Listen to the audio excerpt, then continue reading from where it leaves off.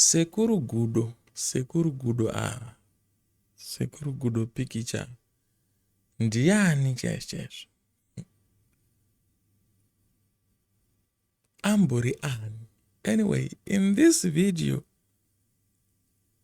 ndichakutsanangurai nekukuonesai nekukuzisai kuti ndini ani.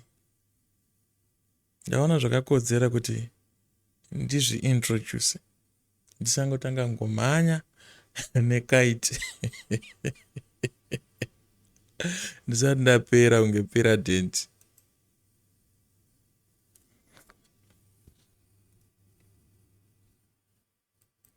Aiwa, handisi kucelebrate kudonha kwapiradenti. I don't even know kana akadonha, kana kuti asina, kana kuti akarembera. I don't know, but today we are talking about myself. Anyway, svondo rapfuura iro. Vanhu vakatanga kuziva kuti kune munhu anonzi Sekuru Gudo pikicha. Vanhu vashoma vaindiziva.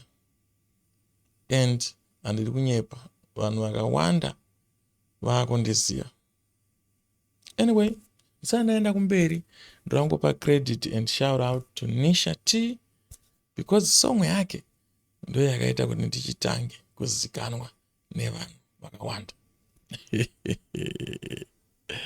Oyo, okay. Right, so what happened is a week ago, I decided to do zvinhu zvandakanga ndasoregedza kare. Tsvimbo idzi ndakadzisirwa naToby. Who still remembers Toby? The guy aita remix zvekudaro. I was inspired by Toby kuita remix a long time ago. Ndakayemura maitirwo azvaitwa naToby. Zvazvine creativity. Toby aisangochinja zvinhu zvechirungu ongoisa kushona. But aisa some sauce and spice in it. So that's where I took this art and creativity from.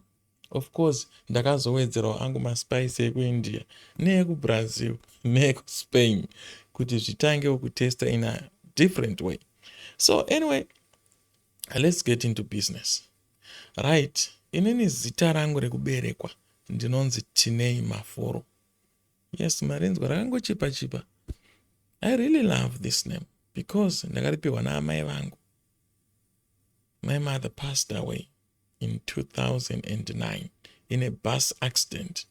She was going to South Africa. My mother was a cross-border. Takakura nemari yechi cross-border. My mother was one of those early women who used to cross to South Africa vachinotengesa madhoiri. Of recent ndakanzwa vachinzi madhoiri aya hatisi kumaona mumabasa matiri kushanda umu. Chii chaimboitika? But I believe that my mother was selling those doiris or doils, I don't know, whichever name you want to call them. And she was earning some decent, and she managed kutikudza kuti tisvike patari. And she managed to raise us as a family. And the spirit of hustling came from my mother's side. In our family, we were all inspired by my mom and her siblings. They were hustlers, true hustlers. Anyway, katimbosiyayo. So, in our family, we are 8. And in I am number 6. Yes. 5 girls, 6 girls, and 3 boys. 5 girls and 3 boys. Yes. So I'm the youngest boy. So anyway, inini ndakazvarwa kuWarren Park D. Warren Park Clinic muna 1987 musi wa10 August. So automatically matozvona kuti handisiri ghetto youth, even though zvaakunetsa to differentiate these days ghetto youths ghetto fathers. But I am almost approaching 40 panonzi life begins. Anyway, ndazvarwa muna 1987. Takazomova, me and my family, my parents, from ikoko tikaenda kwainzi kuPorter Farm. taenda kupota farm, takazobva zvakare tikaenda kwainzi kuminda mirefu kumhondorongezi. Then we moved from there. 1992 takabva taenda kumusha kwedu kuwedza kunonzi kwamakwarimba. So inini ndiri under Chief Svosve, under Wedza district. From Chief Makwarimba under the village of Sabukumaforo. So inini senemi yangu titori nebhuku redu rotonzi rekwamaforo. Saka nditori Sabuku pamuri kundoona pana. Right. In 1992 I was now in grade 2. Saka ndakaita primary school yangu pamakwarimba primary school from grade 2 to grade 7. Form 1 to form 3. To form 3, yes. Ndakaitira pamakwarimba secondary school. Because primary ne secondary zvangobatana. Zvikoro zvinotaura izvi primary ne secondary zvinonzi makwarimba secondary school zvitori mubhuku medu. Chikoro chaive padhuze zvekutoti waitonzwa ticha achideedzera ari muklasi nepamba pedu, but ndaigara ndakanonoka. Ndaigara ndakanonoka. I don't know why. So ndakazopedza form 4 muna 2004, asi ndakazotransfer second term yeform 3 ndakuenda kunopedzisira kunonzi kumatsine secondary school. Ndokwa ndakazonopedzisira form 4 yacho kana kuti O level in 2004. Right. So ini ndakakurira kumusha guys, ndiri munhu akakurira kumusha. Tikangoti from grade 2 to form 4. Kwa rate aitongoendawo muholiday muna August yaya vanhu vakohwa kusina mabasa akawanda anodikana kuitwa pamusha. Pamwe pacho taisatoenda, mamwe makore aitojamba. Tisingaende kupi? Kuholiday wokwaHarare kana kuti kuguta. So vanhu vada kuziva kuti ndizotanga kuita zvemusic chii chakaitika. Inini baba vangu vaive tailor, vaifarira music. Saka baba vangu mazuva aiwenera aya vakambouya vakashanda kuSouth Africa, vakatenga radio yavo so yefurniture yainzi Tempest yairira marecords. So tiri vadiki baba vedu vaitotituma kuti endai munoisa record rapera ainzi marecords around maLP. So I still remember kuti LP raiplayer at 33 speed. LP raikwanisa kutakura masongs akawanda kuseri nekuseri. Then single tukatoti marecords tudiki kaiplayer at 45 speed kaitakura one song kuseri nekuseri. So I still remember tichitokwira pachibhaketi wosimudza tsono yegramophone woisa paside wotora record wogadzika. Wotora tsono yako wogadzika wachuna speed yako according kuti uri kuplaya zirecord zihombe kana kuti kadiki.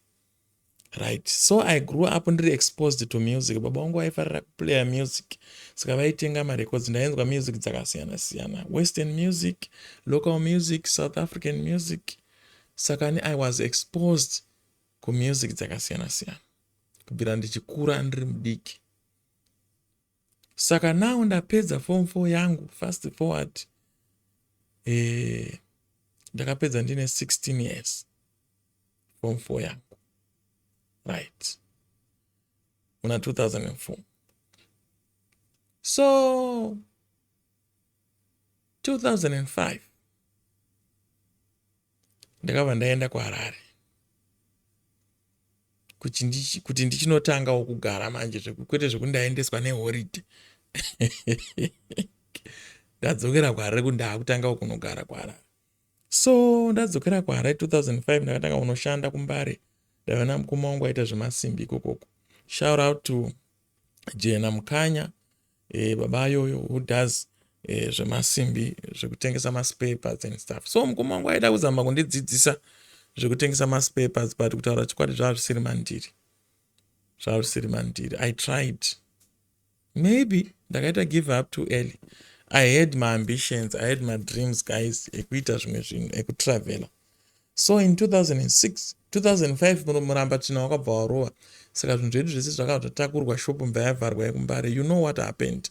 Tikashifta tikaenda kumba kwedu DZ. So we had a house in DZ extension, right? So zvadaro muramba tinouya wangosandibvunza kuti ndichikwanisa kudzidza zvandaida, saka ndakanga ndatsvaka zano ndikandoita sei. Ndo pandakatanga inini kuenda kunze kwenyika. Ndakatanga nekuenda kuBotswana 2005.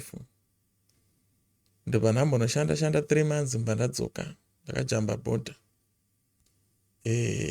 Ndo pandamboenda kuMozambique chinotengesa mafoni, ndo mazuva emaG-Tide chichi. Hamba zvadhakwa uyo. No, ndauda kunyepa. Right, fast forward to 2006. Ndakazoenda kuSouth Africa. Kana ndakauya kuSouth Africa.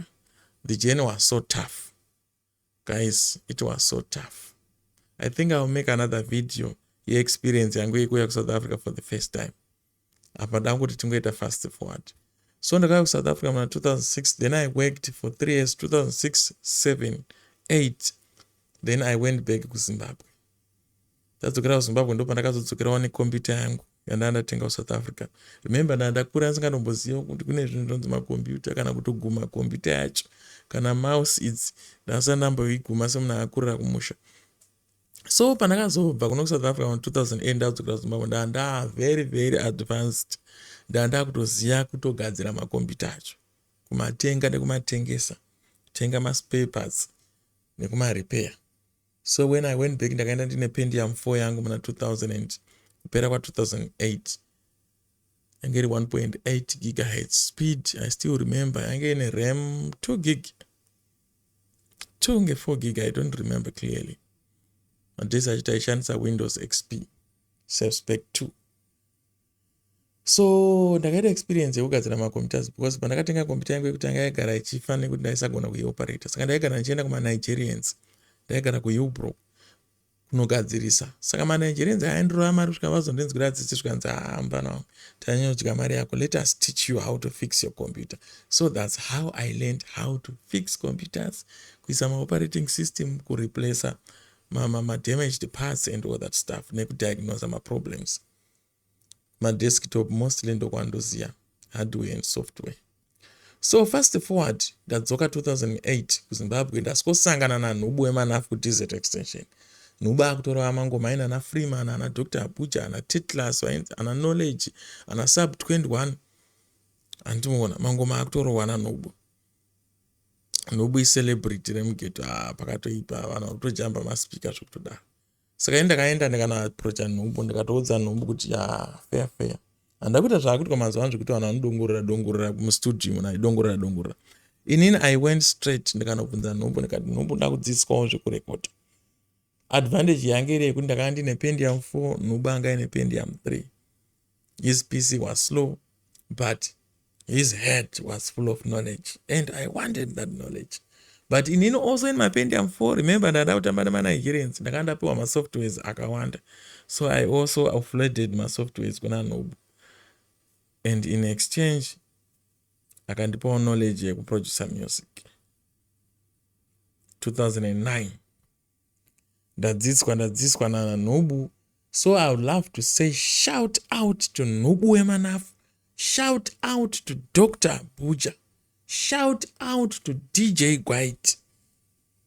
Vanhu ivava ndo vakandidzidzisa udobi hwemangoma. I will be forever grateful to those men, especially Nhubu Wemanafu na Dr. Abuja. Yes. I got a lot of inspiration from those guys. Lessons. Mentorship. Not forgetting, of course, DJ White, he was there.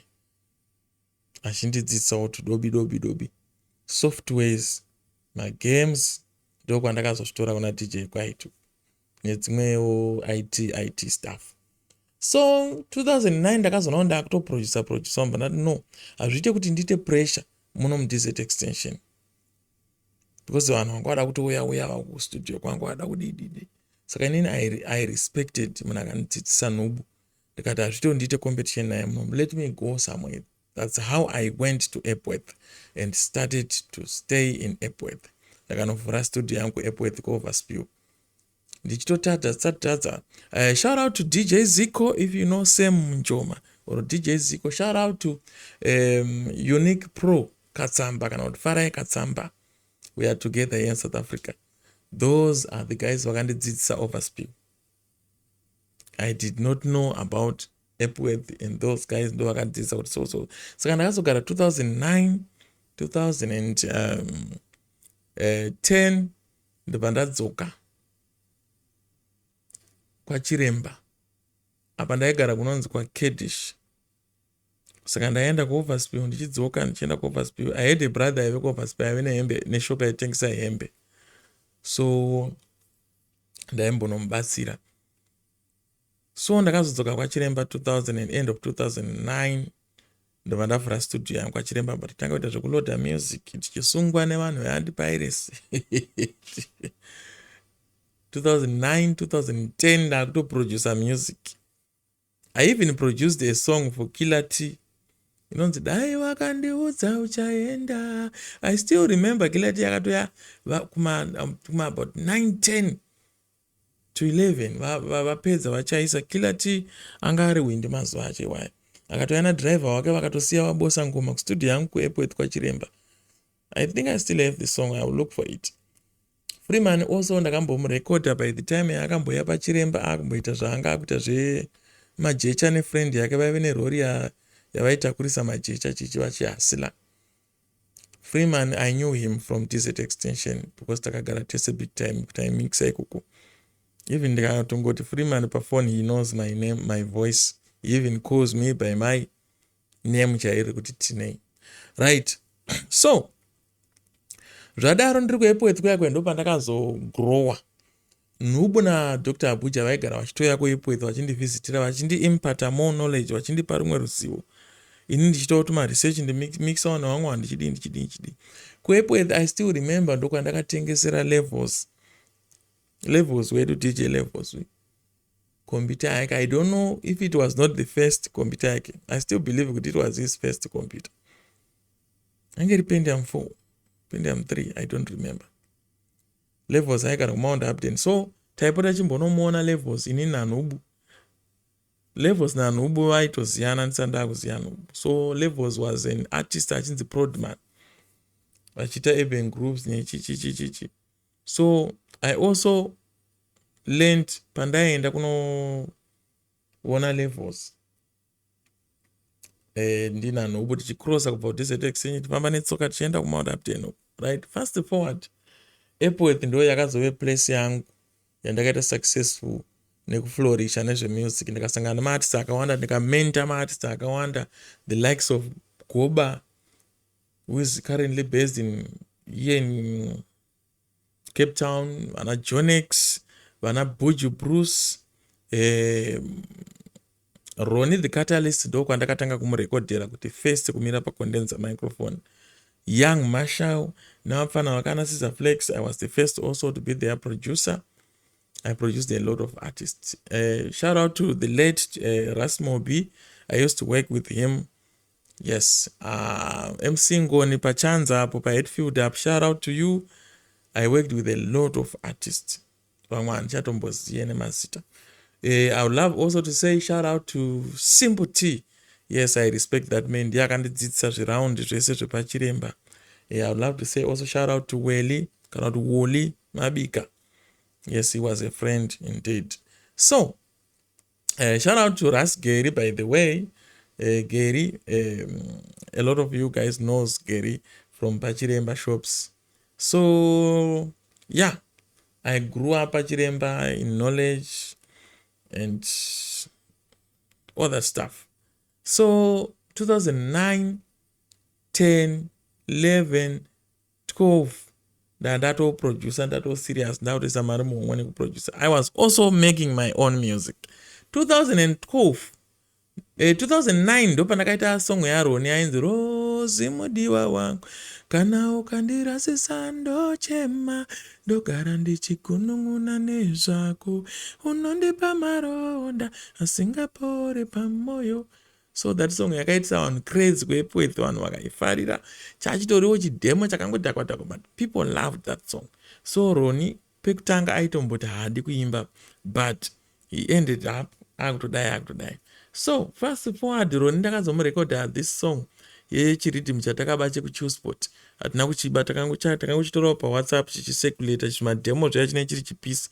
So ndakachijoina chauya nemumwe mufana, bandamuitira song yake. Ndo panakanga ndarekodha song yaRoni yekuti vimba neni baby mukomana wako, ndini ndichave baba vevana vako, yakaimba naBound Tots. So that song went viral and Chewspot ikabva yamuziya from that song. But before Chewspot, Nubo approached me akati ndikuda maartist ekusaina kustudio kwangu. So ndakava ndavapa Roni and Young Marshall nevafana naYoung Marshall. Ndo pakamboenda Roni namaYoung Marshall kwaNubo akanoita album. Then anzoziva kuti chii chakazoitika, the deal racho nenge sina kuzokondinya. Then Roni adzoka, ndo patakava taita song yepaZimba Flavor inonzi vimba neni baby mukomana wako. Song iyo ndiyo yakaita kuti arecognizwe neChewspot. Then he went and got signed to ChewSpot. Akaita ana makaenda kupi kumlambo kokoko. Anyway, Roni ndine mahits akawanda ndakaita naye. By the time yanga ari kokoko before aenda kuChewspot nekwaNubu, anorirana nhasi kuCape Town, Nxanda kuEpperton. I mean, gara muCape Town, tangofunga nezveCape Town. So Dark City Place of No Pit ndo madedzi ratinoita Epperton. So Epworth rakave ghetto randakazogara a long time. Epworth also, I would love to say shout out to Lavelle wekudon Street. He was another producer. Aibata maworks ari with the other part of Epworth, Dombo, Overspew, nekwaRuben. I would love to say also shout out to La Bista man, a very humble guy, and us we're still in good books. And yeah, those guys were working with Nana Raswiti, Nana Rasmobi, Nana Libert Gwisiri, Anand say Libert, who is also a very brilliant and good artist. So Jadara, I was getting knowledge of producer music. Saka ndakazoenda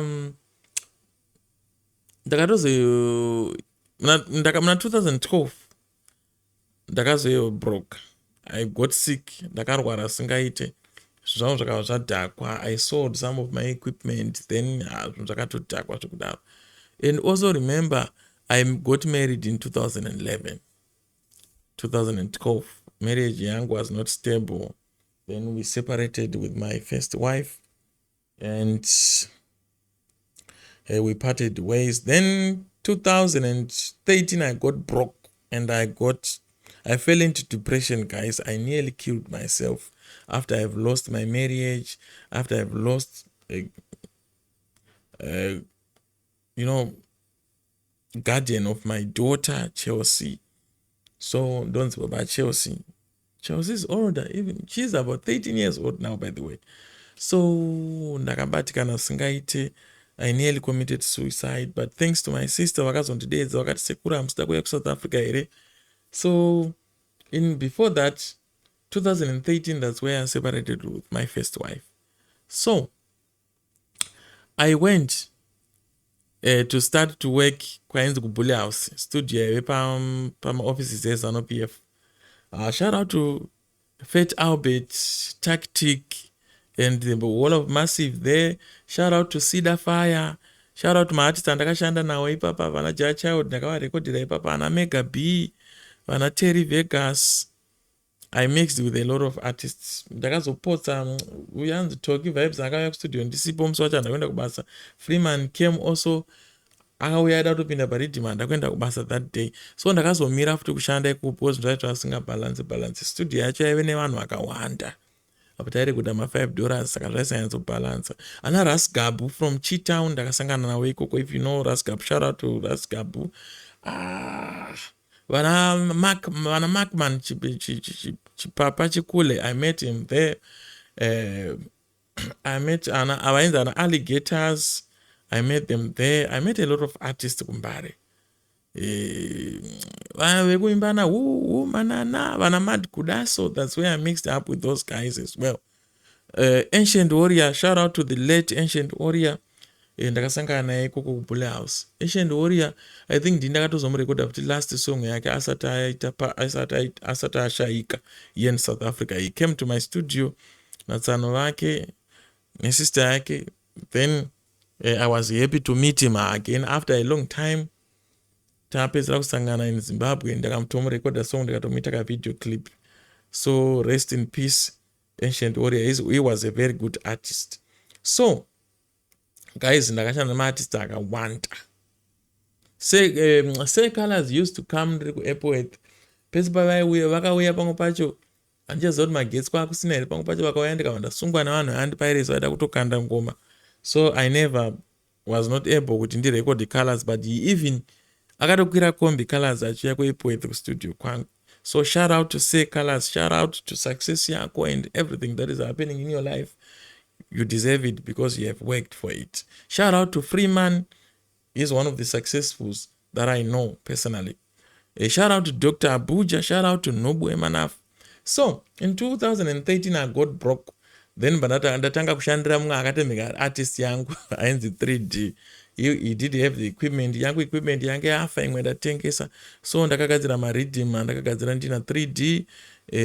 Ndikazosiyana na 3D. Then ndikazotenga first car yangu ndakaitenga ma 2012 ndabroka. 2013 ndo pandakabroka. 2014 ndabroka zvakava zvadhakwa. 2015 sister yangu yakabva yandidedza ndarwa nedepression yekuti business rangu rafa, studio yangu haichafaya yadhakwa, handisina kana equipment. Motikari ndandinayo hangu yaingofaifa. Motikari yangu yakandidzosera kumashure plus I got very very sick. Ndakarwara in 2014. Really serious.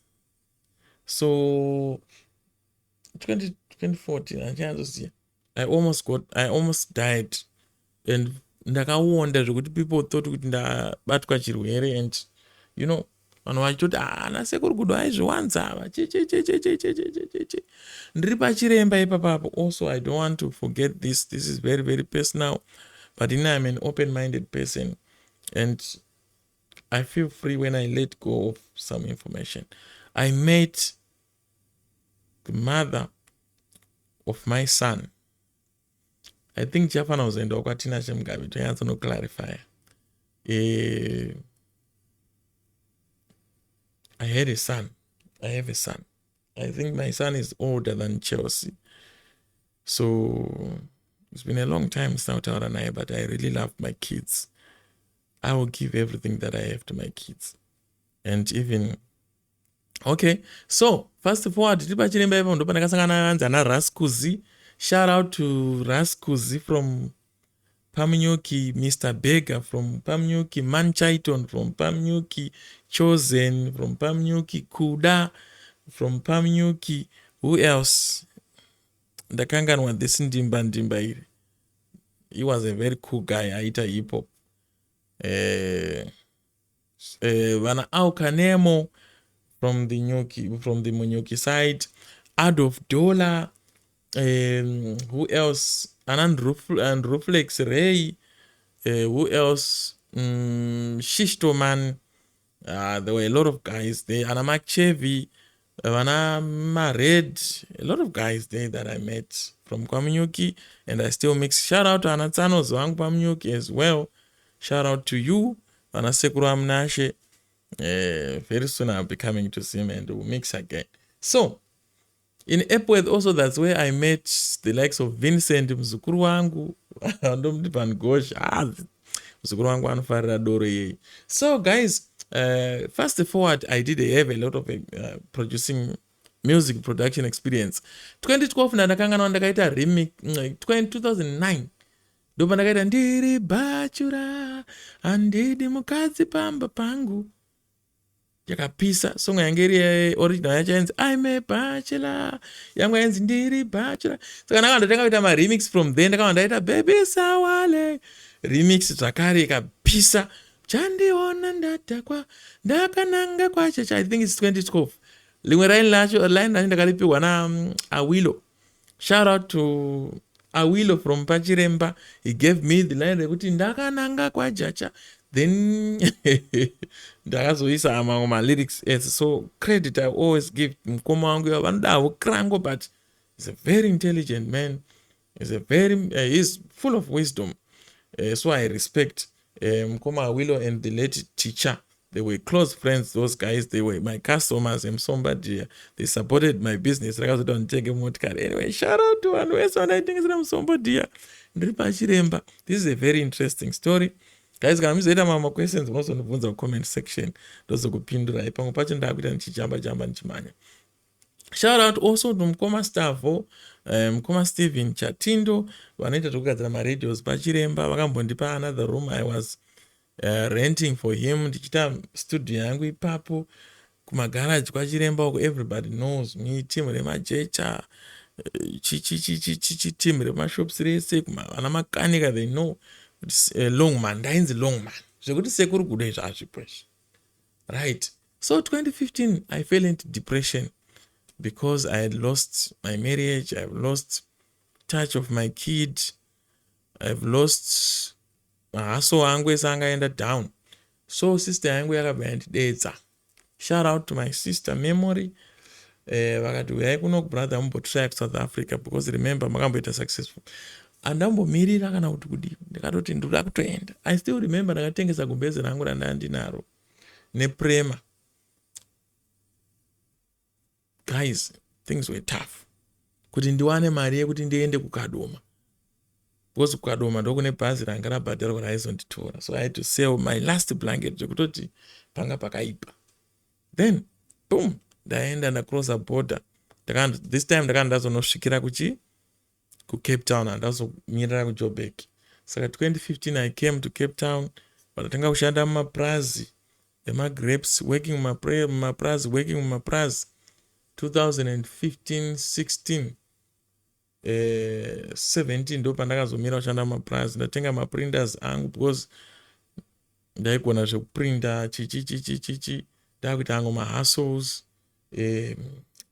Pandatanga ndavhura studio yangu 2017 ndiri kunonzi kuMorrisburg. Saka pandakauya muCape Town ndakatanga kugara kunonzi kuWorcester. Ndakagara gore. Ndopanda 2015, 2016 ndopandaenda kuMorrisburg kumaprazi. Pandazobva kuMorrisburg kumaprazi 2017, then I came to Strand. Pandatanga kugara kuStrand. KuStrand, that's where I met my current wife, anonzi Lillian Makombe. And we started a family again. Now we have 2 beautiful girls, Jen and Joy.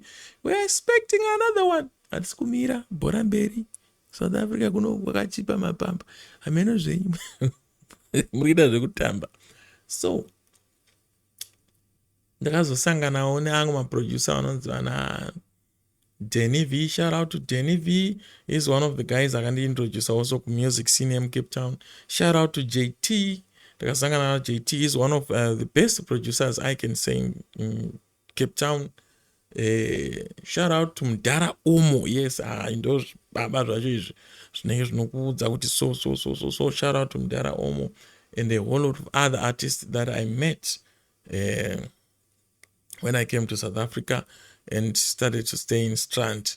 Then ndiri kuStrand kuyakwa people didn't know kuti ndaitenge ndiri producer kuZimbabwe.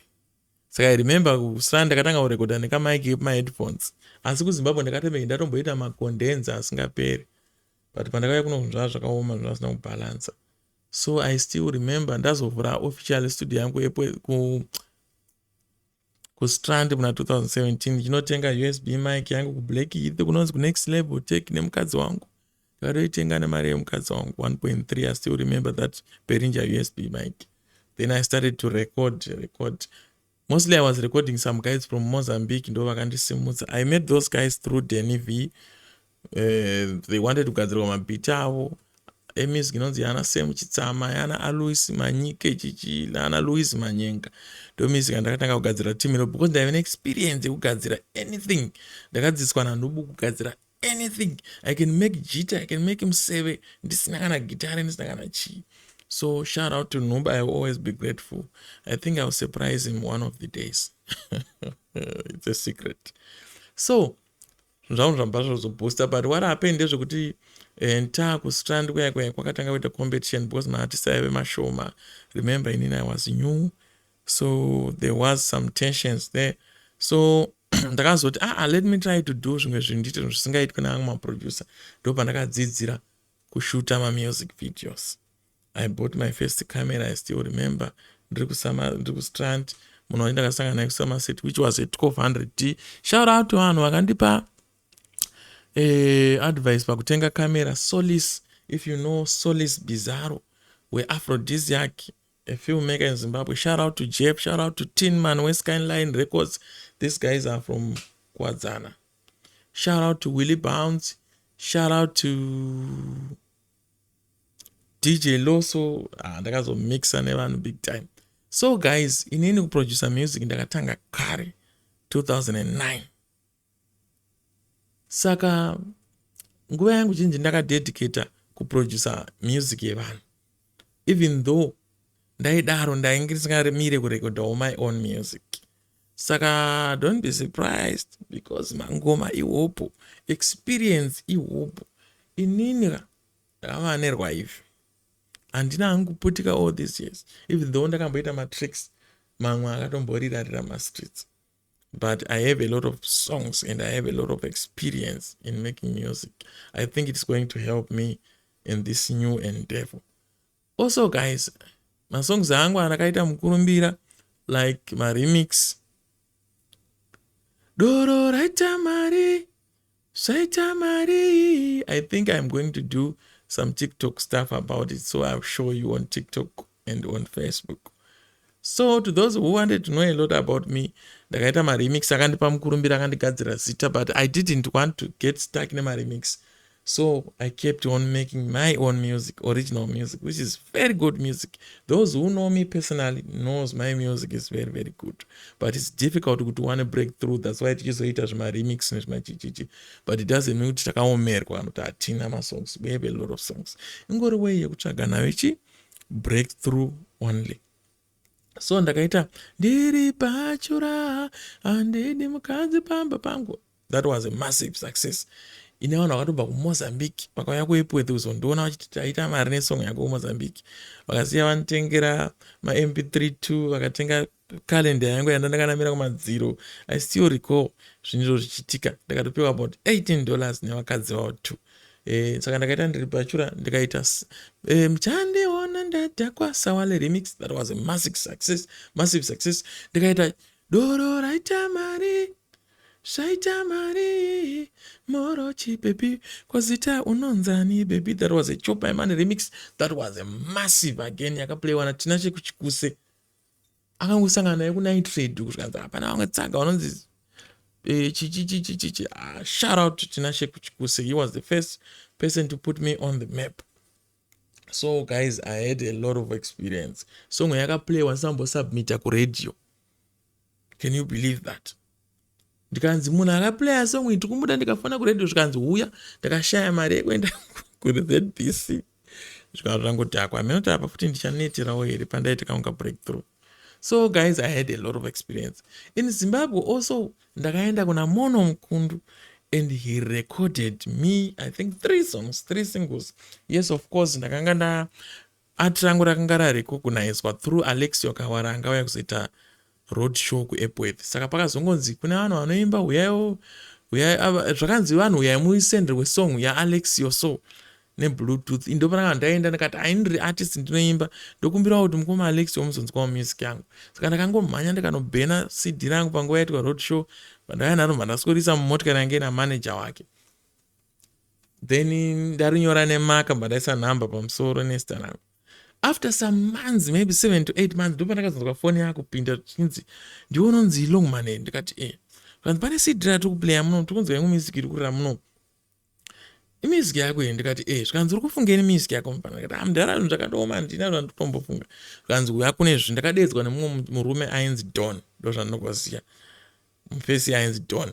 But ndakazonzwa history yake naiye aizonditsanangura kuti he helped Alexio Kawara. So I was now in safe hands. So handidi kushora. Mukoma Don was the first person to recognize and value my talent, kuti I have a gift in music. Zvekuti vakaenda vakanondibhadharira kwaMono. You know, Mono Mkundu is a professional studio. Mabills acha akati, oh, and he sacrificed and he paid for 3 songs dzatakaita.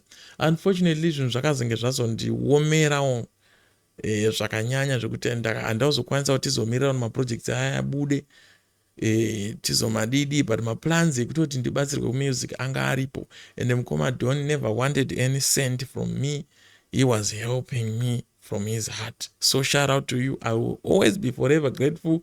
I hope we will meet again. So mukoma Mono Mkundu ndimukanya, ndaitofamba netsoka bva kuairport ndichimhanya, sometimes ndaenda nebhasikoro ndichinoita maprojects wayo.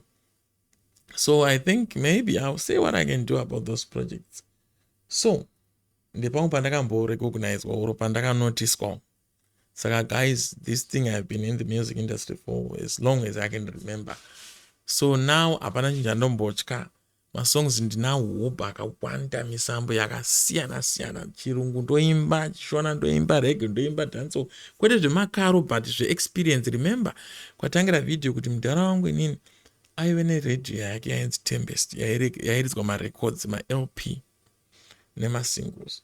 Ndotoziva maspeed acho kuti zvinoplaya sei. Saka ndiri munhu akave exposed kwa a lot of music. Saka that's where I got it, nyaya dzekuita zvechi nekuziva zvemusic. Saka inini musatombondityire zvenyu. As long as mukangopa nzeve chete kuzvinhu zvangu, you will never go wrong. So guys, I've briefed you in different So fast forward tazosvika patira. Ndo pandatanga video ineyi ndichiti ndazongoti rekanimboita zvinhu zvandakanga ndisaite, zvandakaturika mabakatwa angu muchisuu, munonzi muchimuberere nembezo dzangu dzemangoma. Ndo pandakava ndaita chiremix. It was not a coincidence, guys. I know how to do this thing. I study music. I don't just jump on things. I take my time. So this is why this remix was a massive success. So shout out to Nishati, shout out to Tinashe Mutarisi. Those guys never got angry because I abused their songs. Their song, I know what I did was wrong. Guys, song yaya nakuitwa zviri pamutemo, but those guys still vakandinzwisisa, vakandiregererawo, vakazoti Gudo iri rikurohwawo nenzara, riri kutsvakawo breakthrough. So I think I also do the same kana nguva yacho yasvika kuna somebody who is going to misuse my property. Shambo. Yes. Ndakazviitirwawo ndozotadzawo kuzviitawo sei. So I'm really humbled by Tinashe Mutarisi na artist wake Nishati and the Nash TV management. They never went after me to sue me or for what I did because I abused intellectual property. Yeah. So thank you so much, the Nash TV family, for everything. Nishati asipo dai ziri kuzikanwa nema-thousands adai adadai kuzikanwa now. Of course kune vakaplaya maparts in my life, the music from back at school, my school teacher Mr. Kwaramba, Mr. Jekesu. Shout out to the late these guys. Mr. Jekesu was my headmaster. Mr. Kwaramba was my primary school teacher. Vaitisa music angari my choir master edu. So I learned music also. I used to attend choir, guys, from grade 3 to grade 7 ndaenda kuchoir. Saka handimbe discord, handitomboite zvemadiscord. Rwendo rwacho rwakareba. So fast forward taane song yedu yanetsa. So now vanhu vakunditrusta kunyaya dzemagoma. Saka now I need to make people believe kuti sure chine chindochisiya. Saka guys, please stay with me, stick with me, support me, follow me across all social media platforms. Ipewo zvinhu zvangu mukana, zvipewo nzeve mumboteerera. Kana muchinge manakirwa mungondipawo sando dzacho. Tichitofamba takadaro mondisupporta. So ndinotenda zvikuru, I'm very humbled. I hope now maaneka idea kekuti Sekuru Gudo picture ndiyani. So guys, ndinoita zvinhu zvakawanda. I am a photographer. Takazowedzerawo ruzivo. I am a videographer. This is why ndichita zvese zvandoita zvemavideos izvi. It is from experience. I can produce music. I can do a lot of stuff. So guys, thank you so much for watching, for following me. I hope tichanakidzwa more and more good music is coming. Ini musanombonetyire chero pakati peusiku ndogona kungokupai ngoma mukakuwara ndokupai mangoma ndokupai mangoma iwopo. So guys, I don't want to waste time. Ngatisanganei kumapages edu nekumaplatforms edu tichitandara zvedu tichinzwa mangoma asekuru Gudo picture. Until we meet again, my name is SGP. Usare zvakanaka.